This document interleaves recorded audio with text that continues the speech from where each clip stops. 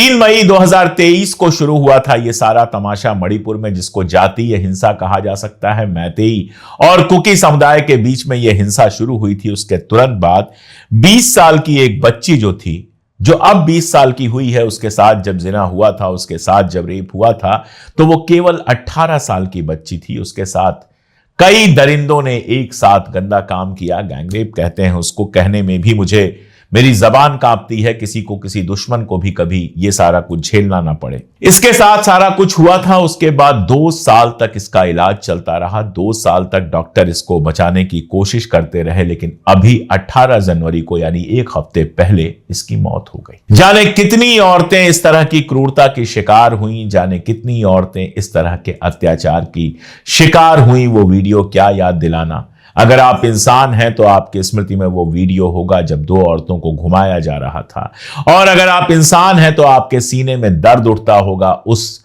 तस्वीर को देखकर, उस वीडियो को देखकर कि इस देश का क्या हाल हो गया है। इस देश में किस लेवल की हिंसा, किस लेवल की नफरत भर दी गई है कि 2 समुदाय, एक ही राज्य में रहने वाले 2 समुदाय दुश्मनों की तरह लड़ रहे हैं और एक दूसरे की बहू बेटियों के साथ ये सारा कुछ कर रहे हैं। 15 मई 2023 की शाम को इंफाल, जो मणिपुर की राजधानी है, उसके न्यू चेकॉन इलाके में एक एटीएम के पास से इस बच्ची को अगवा किया गया था। उसके बाद इसको काले रंग की टी शर्ट पहने 4 हथियार बंद लोग एक सफेद बोलेरो में किडनैप करके ले गए, और फिर वो सारा कुछ हुआ जिसको 2 साल तक अपने शरीर पर झेलने के बाद ये बच्ची मर गई। इसका लगातार इलाज चल रहा था। साइकेट्रिस्ट भी थे, एंडोक्रिनोलॉजिस्ट भी थे, सारा कुछ हो रहा था। लेकिन 11 जनवरी को पहले उसने उल्टियां की, उसके बाद उसको सांस लेने में तकलीफ होने लगी और दोपहर 3 बजे उसने दम तोड़ दिया।